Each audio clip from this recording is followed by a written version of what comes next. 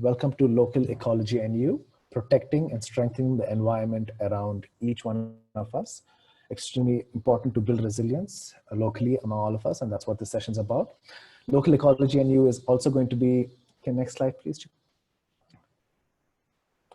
Is going to be the first edition of a long-running series on how to strengthen local ecology. It is in line with our vision of an equitable, inclusive, and sustainable future at Jhatkaa.org. So look out for us. We're going to have a second episode of this on the 22nd of July with Ananas on permaculture. All right, introducing our session to you. In today's session, Dr. Adbul Ghani of the Tree Ambulance in Chennai will be covering protecting your ecology, poison trees, cutting of trees, transplantation, and what to do with uprooted trees. Can they be saved? We also have Varun Ravindran of Vanantara, who is going to be talking about what do you plant, how do you choose species, how to go about it, and where to plant it. So this is the broad outline of what we're talking about in the next 1 hour. Next slide, please, Chiku. I'm just going to hand this over to Divya to introduce Jhatkaa.org from here. Thanks, Jacob. So all the photos you see, you will see in the presentation are from various activities that we've undertaken over the course of the last few years. Next slide. This is us. We are a digital campaigning and public mobilization group. We're based in Bangalore, and our primary office is based in Bangalore, but we are a remote team across the country, and we work primarily on air quality and climate and gender and sexuality and any other social justice issues as well. So yeah, next slide.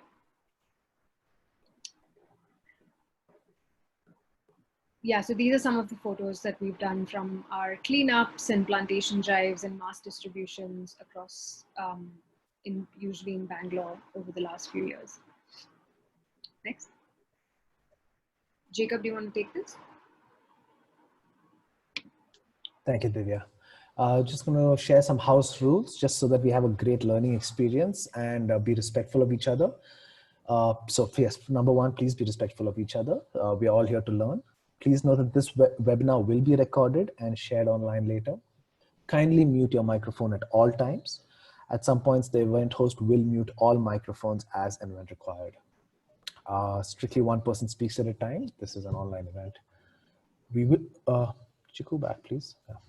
We will be open for questions only after the speakers concluded the session, but please put your questions in the chat box. Today, our directors of campaign, Divya, will be chat manager, and she will be collecting your questions. And we will try to address as many as possible during the session time. If we do not, we will get our panelists to respond in Q&As for after the session. It will be posted on our blog, news.jhatkaa.org, either tomorrow or day after. In the interest of time, we will not be able to answer all questions as required, but so please put them in chat. We will be saving all questions, and we will try to address all of them, as many as possible in this session. In the interest of a healthy learning experience, the admins of this group have the right to maintain decorum, so please be respectful of each other. For further queries, please mail us at info@jhatkaa.org with the subject line Local Ecology 1 webinar, or we will not know what you're writing to us about. So please follow these house rules. Chiku. I'd like to call upon Adbul Ghani to introduce Tree Ambulance, please. Abdul, over to you. Hi, good evening. This is Dr. K. Abdul Ghani, and I'm the founder and managing trustee of Tree Ambulance. And I'm very happy to be joining as a panelist in this group. Thank you, Abdul. So that was Dr. Adbul Ghani of Tree Ambulance. We'll introduce him further as it progresses. So just a quick overview. Next slide, please, Chiku. Also call upon Varun Ravindran of Vanantara. Varun, can you please step up, unmute your mic and just introduce what you do and why you do it, please. Thank you, Jacob, and thank you, the team at Jhatkaa. At Vanantara, over the last 10 years, we've been primarily working on afforestation.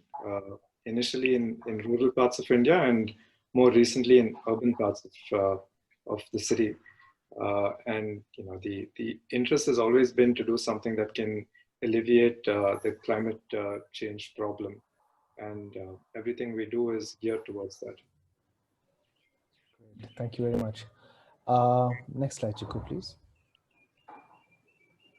Okay, quick outline of the session. Again, the two main parts to it: protecting your ecology and strengthening local ecology. First part will be handled by Adbul Ghani, and second part by Varun Ravindran. So let's onwards. We have already looked at this. So next slide, please. Okay, so Dr. Adbul Ghani is based out of Chennai. He has launched India's first tree ambulance, and he has made it his life's work to rescue trees, something that's increasingly important. After the storms in Chennai, we saw hundreds and hundreds of trees falling. And yes, so we have Dr. Adbul Ghani and his team that are now working, I believe, in Gujarat, transplanting over 500 trees. So they're doing a lot of incredible work around the country now. So Dr. Adbul Ghani, can you just introduce what you do, please? Yeah, thank you, Jacob. Yeah, so this tree ambulance, it's over of 13 years. Switch on your camera, please? Yeah, thank you. Yeah. Go ahead. It's on? Yes, now it's on. Yes. Yeah. So for last 13 years, I'm into full-time into protecting environment and main focus on tree transplantation.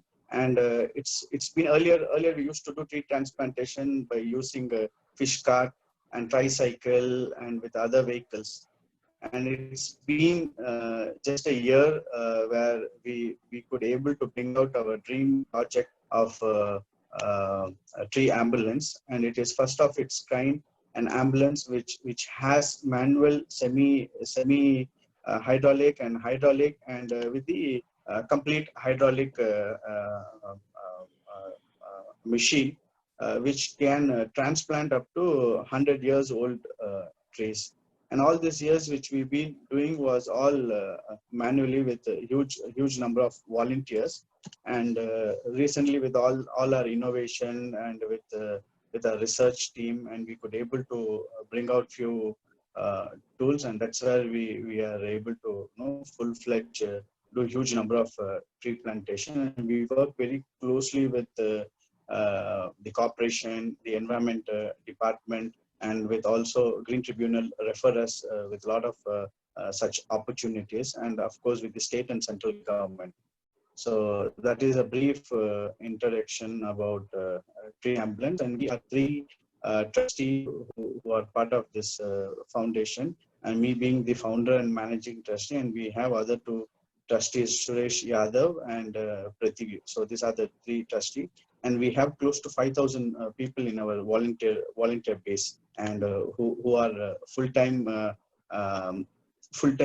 available whenever we do tree transplantation based on the location. So great, thank you. Next slide, Chiku, please. So a very common thing that has become quite common in cities is poisoning of trees, Abdul. So I just wanted to, this is a common problem. I just wanted to see, how do people firstly recognize poison trees, and what do they do about it? Yeah. See, like, this is something which is very, very important, Jacob. I'm very thankful to you because I've been going around for many conferences and panel discussion where questions are not very specific. It is more generalized question, but here I could able to see the actual problems which has been identified, and that's where we are discussing here, so that we could able to understand better and we can work in protecting trees, which is very important. See, this poisonous trees is something, see, what many people think that the main important, like when someone plants a tree, okay, they just plant, and nobody has an accountability of that plant, and many times we are not knowledgeable about what tree is that, and how could we find how many years old tree, and whether it's a fruit bearing tree or avenue trees or what, we don't have that the basic knowledge. And see, when tree gets older or when tree lifespan gets over and they are supposed to be removed, and those trees are called dead trees, and the dead trees has to be removed. But we don't I'm going to interrupt you there, Abdul. The question is, how does someone recognize a tree that has been poisoned, and what do they do about it? That is the question. Yeah, that's right. I'm just coming to that point, but I have to a little brief about Okay. the tree. Otherwise, people will not understand. Okay, So fine. Thank you. When you see, because what happened, many people see like, when there is no branches or there is no leaves, they feel like, okay, this is poison tree. No, the tree lifespan would have finished, and those trees are supposed to remove. And you could see the branches, and you could see the trunk, and everywhere it will be completely like how do I say, like very it will be very light, and where you can just push it and it will fall down, and you can see a lot of termites and all which will be happening. And those trees are dead trees, and that has to be removed. And when city like Chennai and many other city where when we see all these floods and all happen, those trees falls on people or structure, and that's the damage. And those trees are not the poisonous tree. Poisonous tree, you will clearly see a tree, and especially this has been we see when on an expansion of roads, or when someone is going to do buildings, and those times the trees are cut, and you see literally the acid is being poured there. And the reason why they put acid, it again depends on the tree. Like some tree will not even withstand acid, so there they add little more poisonous to it. And when it is the plant which is very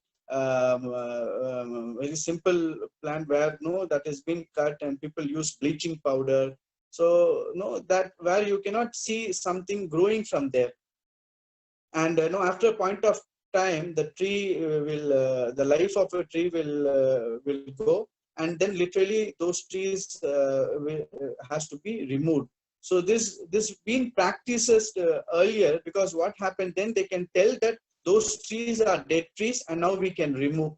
So it is systematically people was trying to do at earlier stage. Now this poisoning of trees has been stopped. Now sometimes people tell in the name of trimming the branches, and they say that they trim, and that's where again people use all those kind of acid, and then tree will not live further. So what are the signs of a poison tree? Does it change color in a certain way? Does it are there drill holes in a certain way?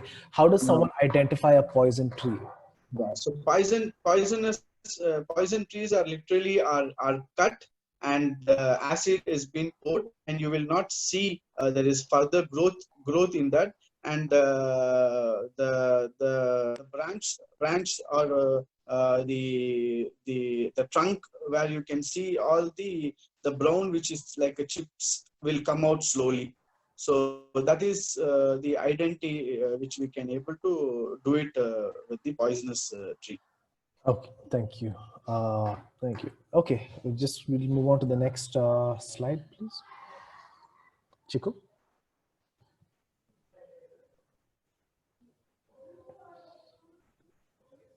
Hello, Chiku. Please move on to the next slide. Okay, yeah, trees being cut, yeah. All right, so Abdul, you were talking about how trees are unnecessarily trimmed, or sometimes they just cut because it's blocking a view of some billboard, or it's, how do you ensure that the trees in your neighborhood are not unnecessarily cut? If I see someone cutting a tree in my neighborhood and I want to know if it is, of course, let's admit that some trees have to be cut, right? This is just a reality. Some trees just have to be cut. But sometimes a tree does not have to be cut and it's still being, how do I, as a citizen, stop that from happening?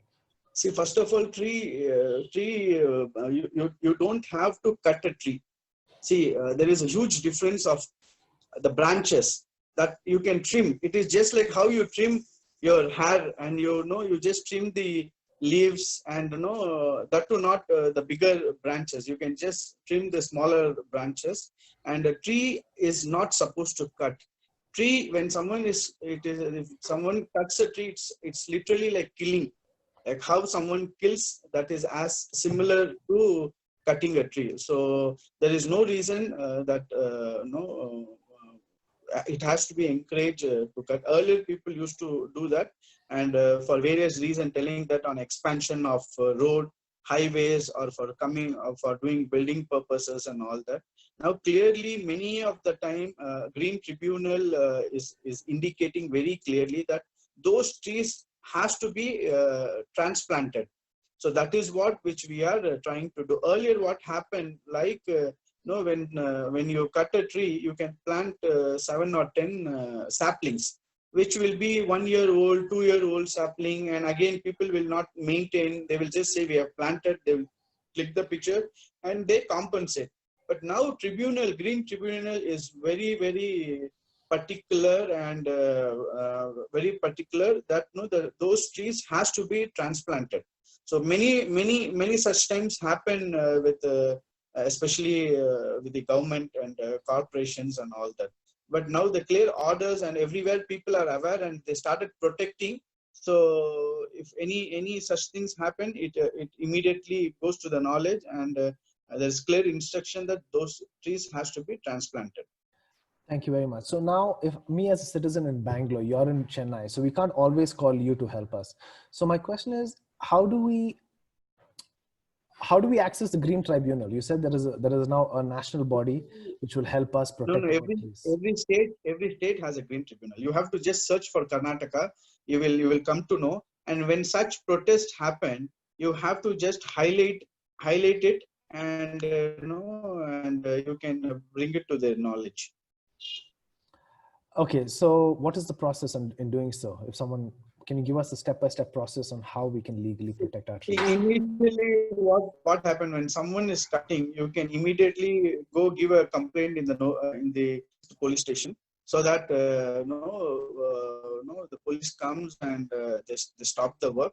And you can also file a complaint of who is doing that, and you can give a complaint letter through email or through letter to the Green Tribunal in the state where it is there, and they will direct to the concerned municipality. Whether if it is a city, it comes under corporation. If not, it comes under municipality. There they will be asked the reason of cutting those trees. So that time it has to be justified. The reason has to be justified, and they will also take expert opinion. So now we are being asked many times on the expert opinion, and we see, or everywhere you have environmental activists, or we have people who are nature lover. We try to connect them, and there we can say those trees can be transplanted. Now today we are doing tree of 100 years old tree. We are doing tree transplantation. So, and the survival rate of that is quite good, close to 80%. We could able to see the survival percentage. So now almost everywhere now this cutting of tree has completely stopped, because now as I told you, in Gujarat we are doing now we are doing 500 trees transplantation for the bullet train project that has been referred to us, and again we have asked to do another 1,000 trees in Maharashtra, and again in Gujarat, so, and in Tamil Nadu. So now everywhere it is clearly tribunal, and also within the government also they are not cutting. They are all doing tree transplantation. So this is a simple mechanism. They have to first raise a complaint. Either they can doing it in police station is the first option, and then in the concerned zonal to stop that, immediately to stop. Then it has to be taken to the Green Tribunal, where Green Tribunal is the authority to question and to give the solution. All right, thank you for that. All right, Chiku, next slide, please. Okay, if you'd like to just talk about tree transplantation, what is the process and how do you Yeah. transplant trees? What does it cost to transplant a tree? Can you just tell us about the transplantation so that our viewers can keep in mind how they can use this as an option?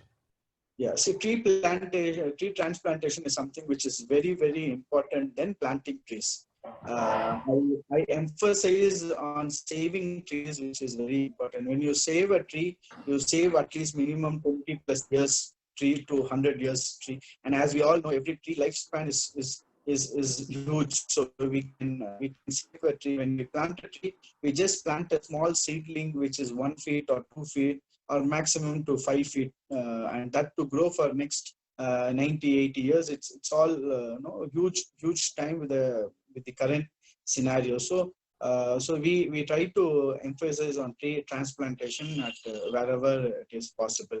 And this tree transplantation, people thinks it is very complicated, and it is not. It is very simple. Yes, maybe with few trees like banyan trees and other trees which has very big roots, there you have challenges, but there also we are trying to simplify with a lot of research and no instrument which we are bringing to simplify the process. And what we've been doing earlier, like if you have to do one tree transplantation, we need to have close to 10 people to work on it. But with the current the hydraulic which we have, and even in fact in Bangalore, which Volvo also has, and which they have done with the Bangalore airport, which is all very hydraulic thing. We could have seen many times on Facebook, hydraulic thing which can easily do. And this idea we brought it because see what happened when city like Chennai, and today equally many other cities and states are affected with natural disasters, and where we've been witnessing regularly. And the recent one which Chennai had was Varda, close to 1 lakh tree which got uprooted. And people does not have any basic knowledge. When a tree gets uprooted, they feel like, okay, it's no more. And Chennai, we could see, like, even after Varda, close to 2-3 months, the tree which got uprooted still was having life in it. And many people they go little further, and in fact they see, like, if next some other natural calamity or flood comes, if this tree fall in my structure, and my structure will get affected, so let me just cut. So those things are all happening. And as we see today in every city, the green cover, which is drastically reducing. The standard of greenery which is supposed to be every city or district is 33.3%. And where a city where I come from is just 6%. And where is 6% and where is 33%? Almost most of the districts are not meeting out. And yes, there is a cost. To answer your next question, yes, there is a cost which is involved into tree transplantation. That we need to see, like, more like you're giving a life. See, to cut, it's very simple. You call a woodcutter, he will feel happy. He will take 5,000 rupees from you to cut, and also he will take the wood, because now nobody use wood at their house. So he'll be the most happiest person to do that. But when you do that, you need to just think that it is a life.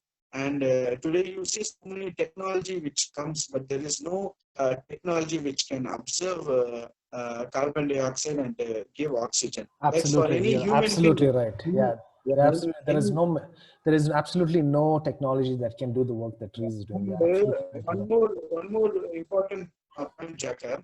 Yeah. See, like as a human, how we need food, air, water, shelter, and the fifth one is cloth. Clothing is our basic respect to protect us. And same thing, if you look at Earth comparing to human, almost the same. Like how we have 70% of water in our body, Earth also has 70% of water. So everything you find similarity.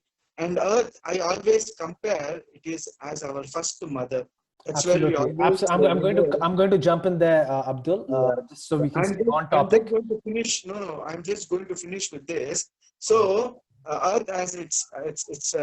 We have one more slide, Abdul. One second. Let me just stay on course because people have saved their time for this. Chiku, can you have the next slide, please? It's a very important slide, and Abdul has done a lot of important work here about restoring uprooted trees. Right? This is something that you have done, I believe. Abdul, so can we actually save a tree that has uprooted and fallen? Can you please help us? Yeah. We can definitely do, Jhatkaa. And I'm just continuing what I was telling to have a connect with this slide as well. So to Earth, like how clothing similar to Earth, her clothing is trees. And unfortunately, every single graduate, when he hold a graduation certificate, he destroy minimum 1,000 trees. And that's why today Earth is being completely naked. So the slide which is now here to connect with that. So this is not just the tree which you are just trying to give a life. It is just you are just protecting Mother Earth. You are just giving the basic respect which she deserves. So that is something which is very, very important to fight this global warming, climate change. Agree, 100%. What we must be doing more than planting is like saving trees, which as a environmentalist, I emphasize. Abdul, I'm going to cut you off there because just for the sake of time, we are the halfway mark already. We agree, everyone on this group wants to save trees and believes in Mother Earth. But if a tree has fallen because of a storm, how do we save it? Simple question. Can you please address that question, please? You just have to load the tree. Okay, there are two things: whether they want to replant in the same place or they want to move it to any other place. So if they have to move it to some other place, you need a vehicle depending on the tree. What tree is that? So sometimes the tree is long, sometimes the roots are big. It depends on the tree, which has to be covered, and you have to take that particular vehicle. Otherwise, you cannot able to do. So these are the things. And then again, you have to just plant, like when you are moving from one place to another place, you have to cover that with jute bag, and you have to use cow dung. So it's all the technical aspect which you have to do. And after doing tree transplantation, it is like now you are doing an operation to the tree. So there is a mechanism, like you have to dig the pit, and then you have to put some manure, and you have to put some cow dung, and then you have to put the tree, and then you surround it to the roots. You have to put water daily, and you have to cover the top branches which we trim when we load it, and that has to be covered by gunny bag and with cow dung.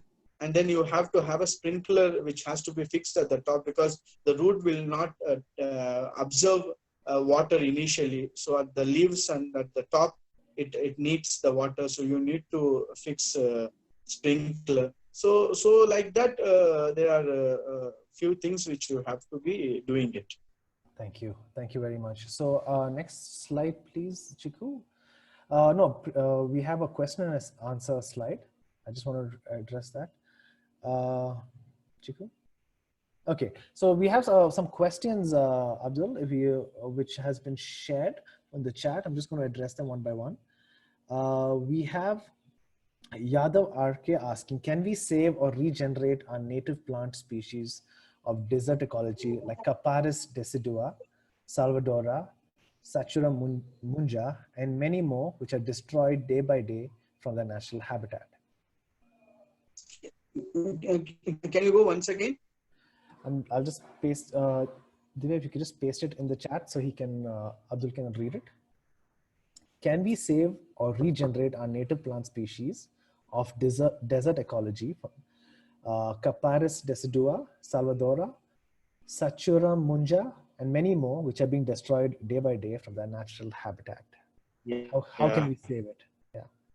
Yeah, see, that's what today what happened, no, in our tree ambulance. The other also we do it in the tree ambulances. Within the ambulance, we have seed banks, and what we try to do here is we try to preserve native seeds, because if there is no seed again, no, the plant is going to be instinct, and you are not able to do the plantation. And the native seed today, unfortunately, farmer has to do his own farming with rice and all, any this thing. He has to go and buy those seeds, because we haven't we failed to preserve those native seeds. Okay. Unfortunately, that's where this kind of a question, and that's where many such, like we see many species are extinct, and like how we see animals getting in, the same challenges we are facing. And as urbanization develop, and the land which is needed, because you can't put every plant into every soil, so you need to do a matching. You need to match this thing. So that's where this, and we are trying to address as much as we can. Okay, great. We have another question which says, if someone needs to really cut a tree, can the tree be shifted? Yes, we have answered that question. Is there any specific technique available for the propagation of Prosopis cineraria? See, there is no technique. It is, you have to just like, see, we have in our ambulance. Maybe I can maybe after this session, maybe few days later, I can send a video of tree ambulance, what we do, and all this. So no, that has the tools which we use on different trees, right from no 10 years till 100 years. And with tools, we could Your voice is breaking up. Which, it is more a technical device. Someone can understand, when I share those. Okay, great. So I think we will share the information, that resources that you're talking about, Abdul. Thank you very much. We're going to share that with the audience after the session. We have a question from Sanjana about how successful is tree plantation. I believe you said 80%. Is that right, Sanjana? Transplantation. You mean transplantation? What is the percentage of transplanted trees that survive? It again, it depends on the maintenance. See, that is what very important. Like tree transplantation is like you are just operating it, and after the post operation, and the maintenance, it's something which is very important of surviving of trees. So if that is not being maintained or not properly being done, but whatever we have done, we have about 80 to 85%. Okay, great. Thank you. We have one last question from Dr. Raz Maheshwari. Thank you for your question. The question is it the right practice to take out a small Ficus religiosa from the crevice of walls and to grow it in a clay pot and finally to a suitable ground? Did you get that question? Yeah. Should we do that? Yeah, we can do that. Great. Okay, so we're going to save the other questions because many of these questions will be addressed by Varun. Next question, please. Next slide, please, Chiku. Thank you, Dr. Adbul Ghani. Thank you for that. Requesting to please stay around for the next question answer round, which will be coming up as well. I'm going to invite Varun to come on board now. So before he does that, I'm just going to quickly just set the pace. And we're going to talk about the how, why, what, and where of planting. But why to plant is just really simple. I'm just going to quickly go over why we need to plant. Most people here are already on board. It's firstly to build a carbon sink, to help sequester carbon, to help fight climate change. It helps regulate the water table. It provides shade for many creatures, including humans. It's good for our mental health, and it is great for biodiversity. So these are the 5 broad reasons why we need trees and why we need more trees. So with that, I'm going to segue into with Varun. Chiku, next slide, please. So Varun is the founder of Vanantara. It is a space on the outskirts of Bangalore towards Hosur, where he is building a man-made forest for humans to live in. It's a wonderful space. I've been there myself, and I just wanted to invite Varun to come talk about it. He envisions a future where man and nature lives in harmony. And so I thought there's no better person to talk about how to strengthen community ecology. So Varun, I invite you to please take over. The stage is yours. Thank you, Jacob.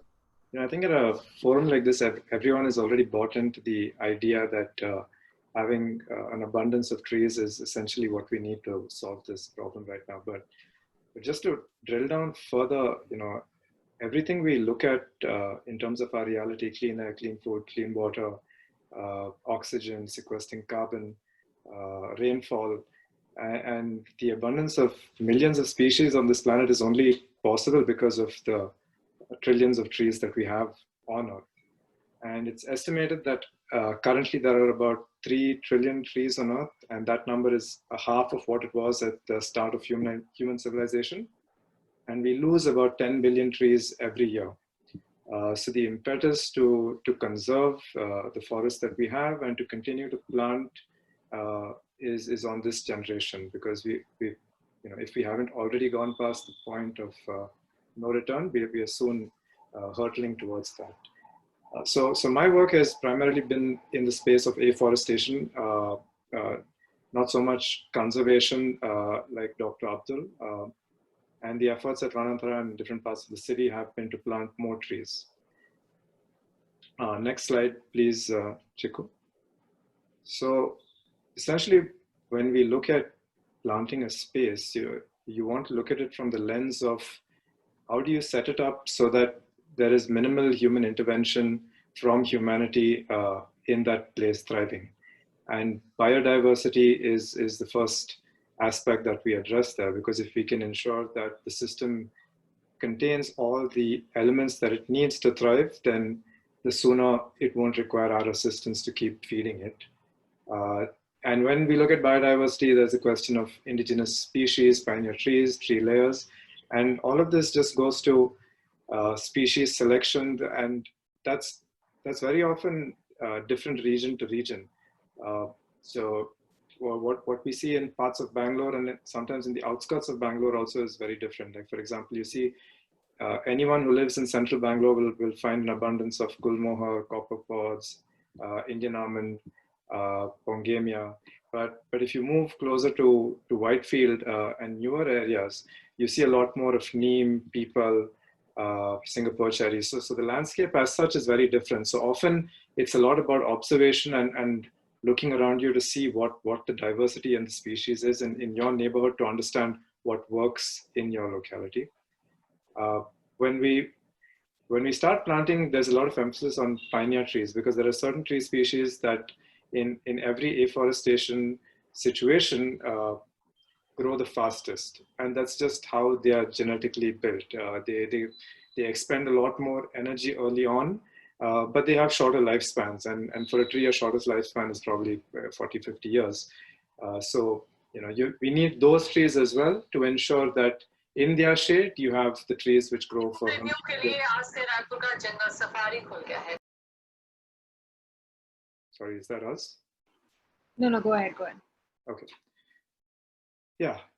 So that's a little bit about us looking at what thrives in a particular space, looking at indigenous species that are native to our situation, and also adding a layer of pioneer trees that sort of become shepherds of the trees that follow thereafter. One of the aspects that we look at is tree layering. Next slide, please, Chiku. So every forest has a different cross section horizontally, if you look at it this way. In the tropics, we typically tend to have 4 layers to our forest. You have the canopy layer, which typically is about 10% of all trees. You have the tree layer, which is about 50%, and then you have another roughly around 20%, which is the subtree layer, and you have the shrub layer, which is about 10%. And each of these is built in such a way that it can thrive in the amount of light that filters down to it. So when we are planting, even conventional or urban forestry, we always look to have diversity that considers the different levels of tree canopy into the mix. Next slide, please, Chiku. So this is a an example of the species we've planted at Vananta. We've planted about 250 species over there, and the objective there is to create a forest. When I started it, the planting, the objective was to create a space where humanity could survive harmoniously within nature. And it just seems like with this unfortunate situation of COVID, where people can work from anywhere and people moving back to spaces away from the cities, I think there's a realistic situation where people can start moving back to spaces that are closer to nature. So since we had the abundance of space, we had the ability to really look at a very vast, diverse section of fruiting, flowering, medicinal forestry species. But anyone who's planting doesn't really necessarily need to do 200 or 250 species in the name of biodiversity. Even 20, 30 species that cover the basic aspects of the different tree canopies, pioneer tree species being symbiotic to the other trees will also work extremely well. Next slide, please, Chiku. So basically, once you drill down from what you're going to plant, you really need to look at how you're prepared to ensure that these trees thrive once they are into the ground.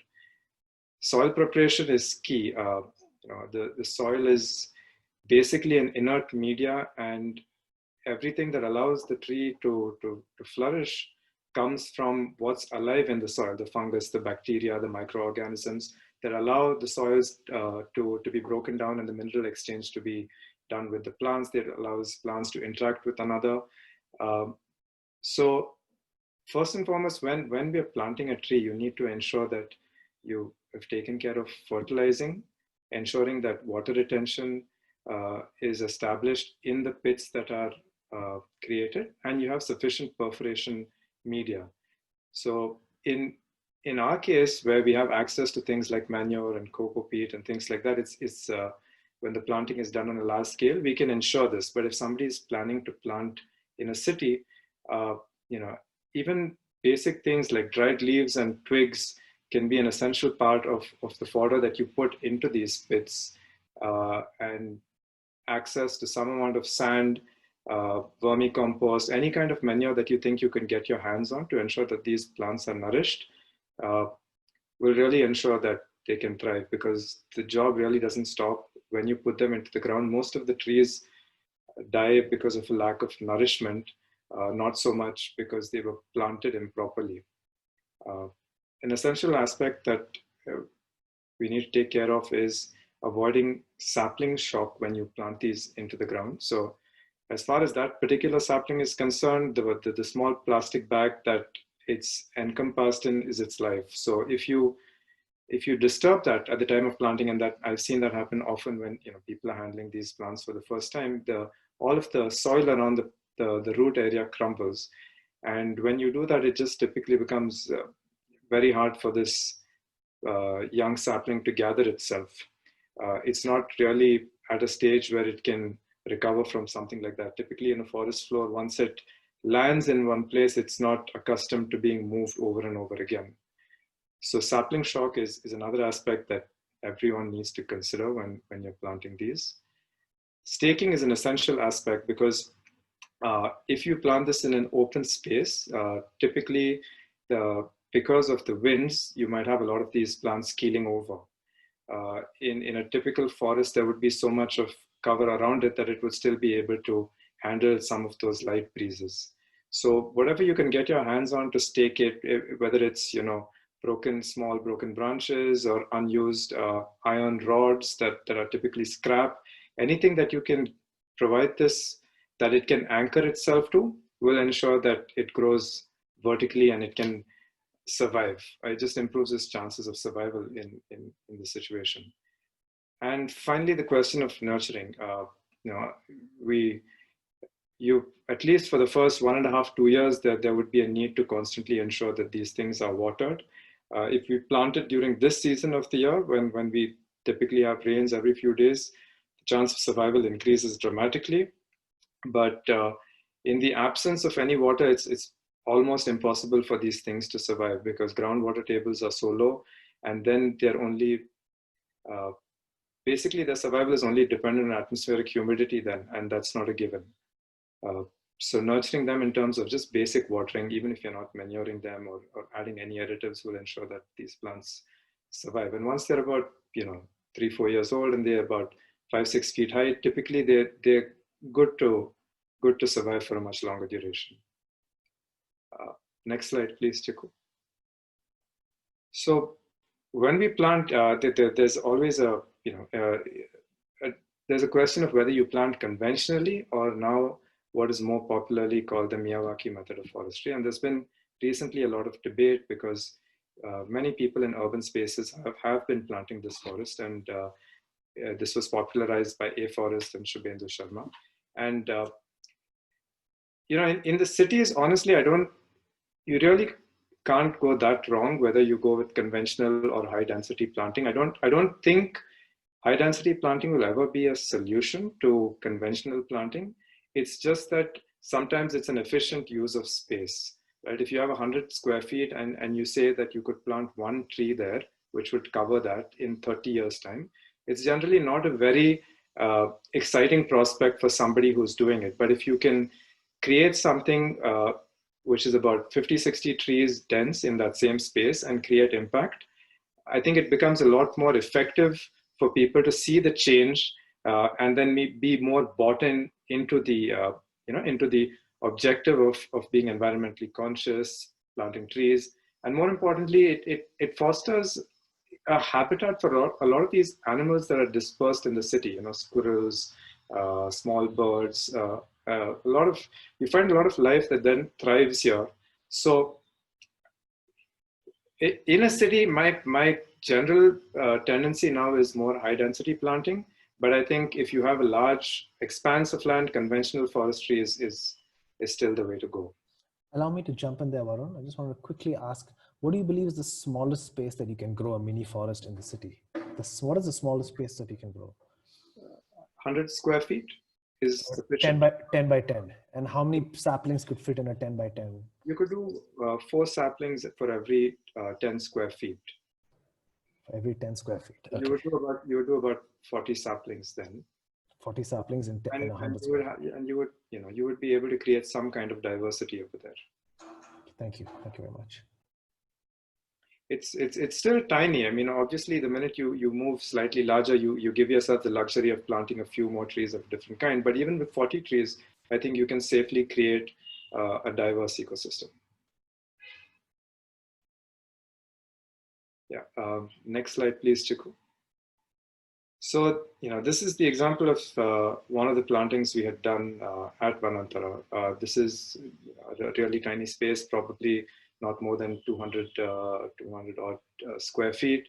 And we managed to pack in a large number of trees. We probably went a little more dense than the spacing that I told you. But in 10 months, you pretty much have created this ecosystem that starts surviving by itself.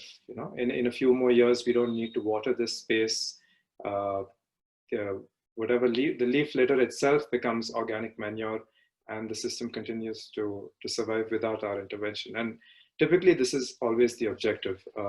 My intention with these spaces is always to convert dead spaces into something which becomes so dense that it's habitat for wildlife.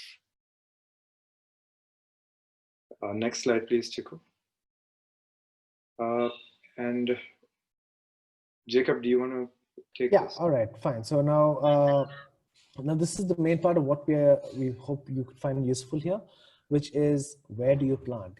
So we've divided this into two main categories: in your own space and in a community space. Own space is places where you don't need to take permission, right? It's your own space, your family's house, your own house. It could be an apartment or a house with no garden, or a house with a garden, or a farm. Under community space, we have, how do you get your whole community together? It could be your RW, your resident welfare association in your apartment complex, gated community, or just, or any sort of collective of people where, the area that you live, can you bring people together?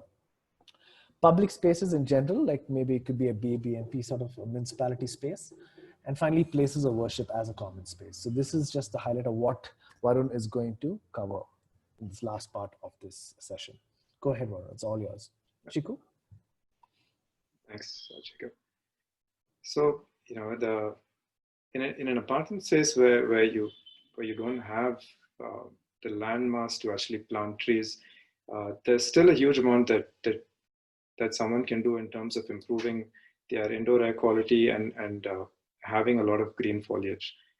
There's a fantastic TED talk by Kamal Meetal where he talks about growing your own air. And with just the 3 plants that are listed there, Areca palm, mother-in-law stang, and money plant, you can pretty much ensure that you take care of all of your oxygen requirements, and also, you know, with things like money plant, even cleanse the air of formaldehyde and other gases. I was recently at another talk that was being done by Clean Co, and Divya was there as well. And I think the estimate is, even if you're sitting indoors in Bangalore right now, you know, the air quality is somewhere in the vicinity of smoking about 2 or 3 cigarettes a day. Like it's sometimes as bad as that. So even if you're indoors and you don't have the ability to plant trees that can help filter, you still can take control of your space, right? It's not a helpless situation. So I think this is perhaps key in many ways, because even if you can't sequester carbon, so long as you're growing your own oxygen, you're a positive impact on the planet. Next slide, please. When you have your own space, I think, you know, it's a luxury. There is no boundary to what you can do with this. And honestly, I don't think you can really go wrong with tree planting unless you have access to a forest and there's a concern that the kind of species you plant will become weeds and displace the existing flora and fauna of that region. In your own space, as long as you're not growing trees that are extensively require water extensively, you know, the choices are abundant. If you go to the next slide, you know, it'll list it down again. Could you just, so, you know, you have fruit trees, you have flowering trees. If you're so inclined to have medicinal trees in your backyard that purify the air, you know, it's just sort of like an oasis in many ways. You know, even with spacing, you could do 10 by 10 spacing, 5 by 5 spacing. There is no real right or wrong beyond a point over here, right? The only question is, what do you want out of it? I mean, some people might be more interested in the aesthetics of it and want flowering trees, and some people might want fruits, and some people might want to create this dense habitat, and for them perhaps urban forestry or Miyawaki forestry is what they might gravitate towards.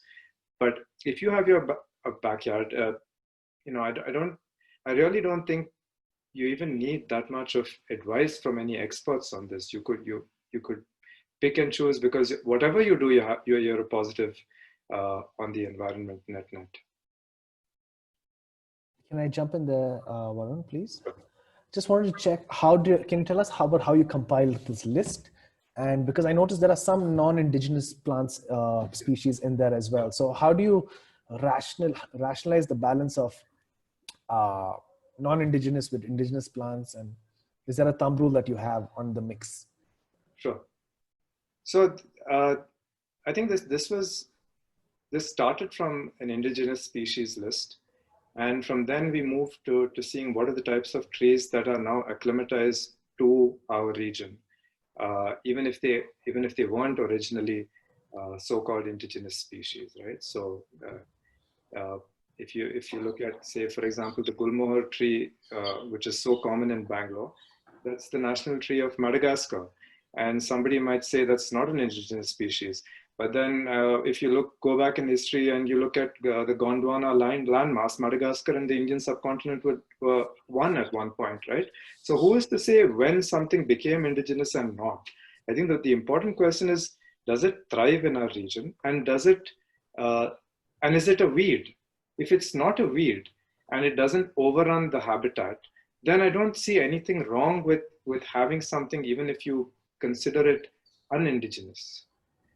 So that was our rule of thumb here. So everything here has been around in our vicinity for centuries now, and they thrive very well.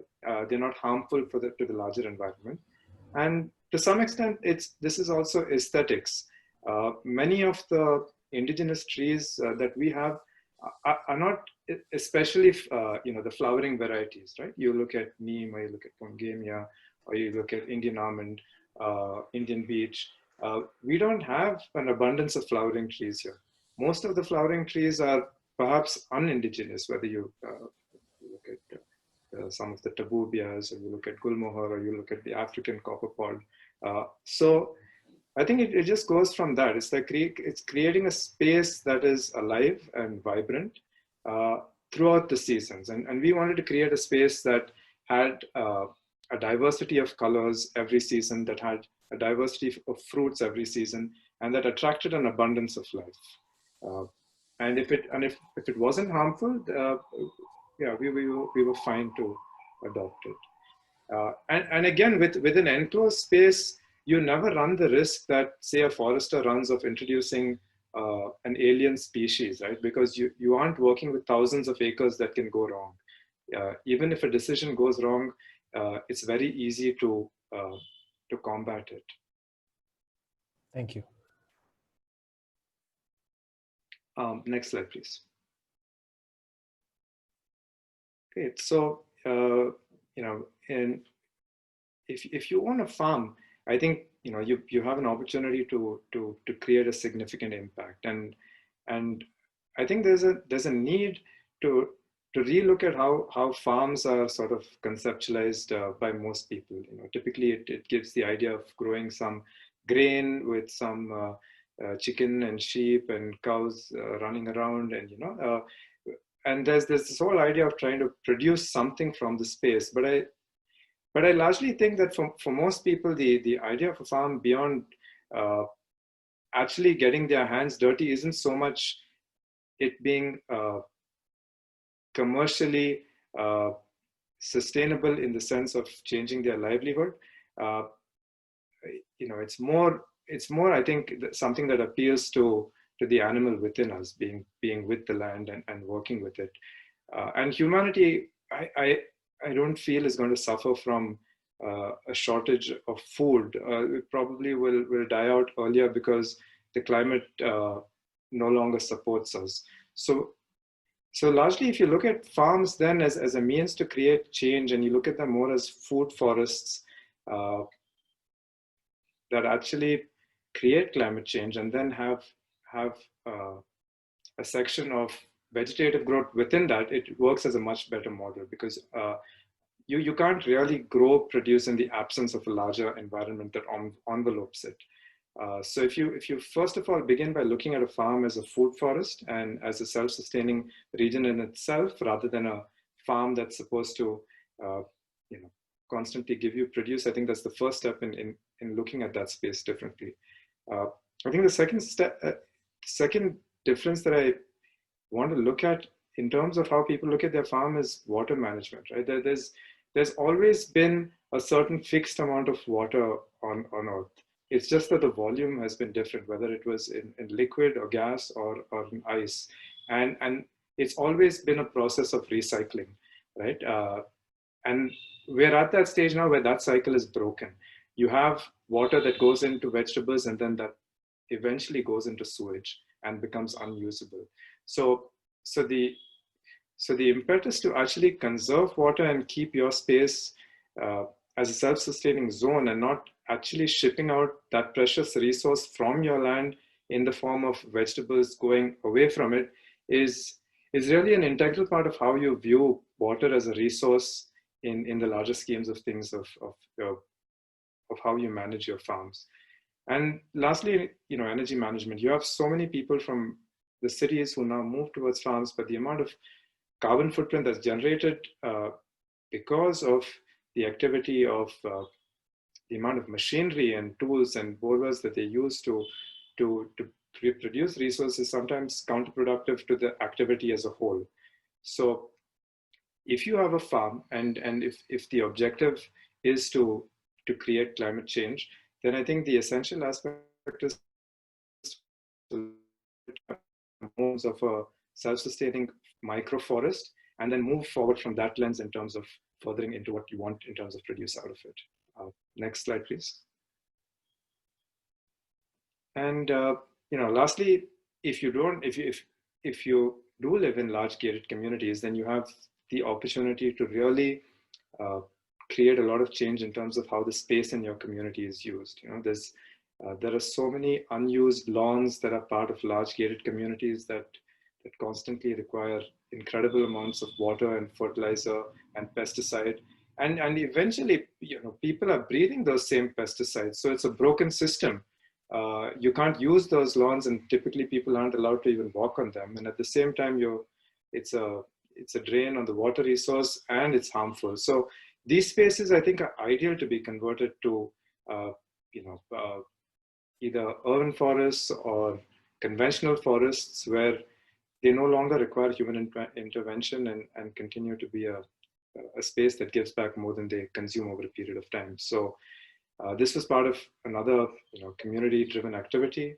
And on the next slide, if you could change the next slide, Chiku, there's a little bit of a before and after on a planting that we did just before the lockdown in Bangalore, and how it's grown in just 4 months. So instead of having this space as just a lawn with a few shrubs and bushes, you now have this forest that potentially at the pace at which it's growing, within another 12 months will no longer require us. And we already see an abundance of birds and butterflies and bees that are already making their home in this space. Next slide, please. So for anybody who's keen on sourcing plants and planting them in Bangalore, there's an excellent initiative by a foundation called the Koti Vriksha Foundation. The primary objective and the meaning of this is 1 crore trees, and they're working with the BBMP to plant 1 crore trees in Bangalore. So if anybody is interested in planting trees in their apartments, in their homes, in their wards, this is the contact number and email ID of the person that you can get in touch with. If you tell him where you live, which ward you live in, he will connect you to the BBMP forest nursery, which is closest to your location. And then they will allow, right now they don't really have a strict limitation on the number of plants that they provide you with. So long as you can show them intent, and as long as they know you're not using this to resell, they will give you all the plants you need to start planting in your neighborhood. So this is a great resource. Thank you. Okay, so before we continue to the Q&A, we have a feedback form that we need some of you to please fill up. We're requesting you to please fill it up. It helps us improve the session. We need very specific feedback from you on how do we make such sessions better. We're going to have a lot more sessions on local ecology, so requesting you to please fill up this form. We're sharing the link right now on the chat.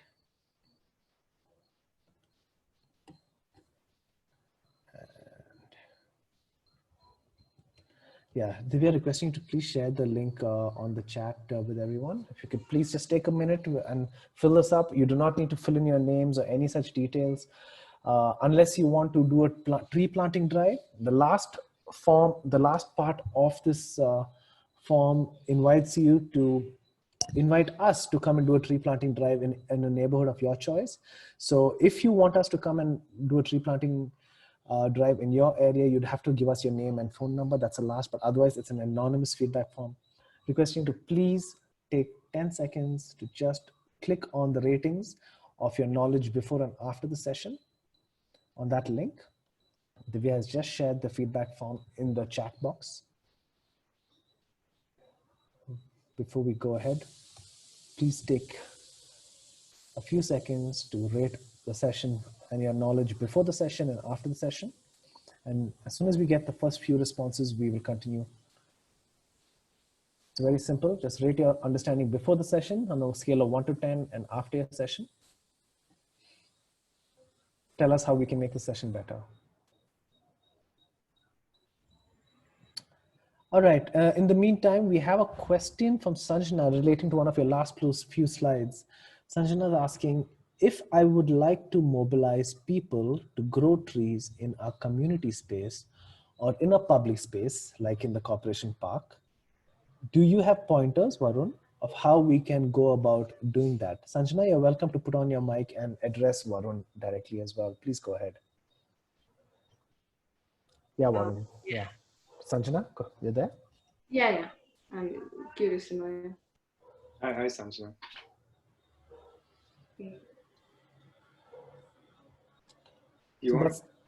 Go ahead. Go ahead, Varun. I'll paste the question if you like. Sure. Would you mind just repeating that, please? The question is, how do you convince local communities to start planting more trees? Yeah. How do you mobilize more people? Because sometimes we just don't have the space by ourselves, but as a community, we definitely have space. So I believe that's the question. Sanjana, over to you if you'd like to expand on that. Yeah, I mean, just like in my apartment, if there's some space that we can use for planting, or we have a BBMP park that's like just locked up and kept, nobody uses it close by. So like such spaces, if we can mobilize to kind of grow trees there. So that's what I was hinting at. I think you presented like a number in the end also that we could try contacting. So yeah. Yeah, so that number actually helps to source the saplings. And they also do have a bunch of volunteers in every ward that will participate in helping plant trees. So they're pretty proactive in that way. But in every planting we've done so far in the city, it's always been a community driven fun planting activity. And I think that there's always been enough people who have been interested. It's just about finding, the one or two key decision makers in every group of people that will buy into this activity and come on board. So, for example, in the first planting we did, Jacob was a key part in rallying a lot of spirits and getting people on board to come and plant. So, I mean, to answer your question, I think it's always about just finding a few like-minded people who will buy into what you want to do in terms of actually getting volunteers.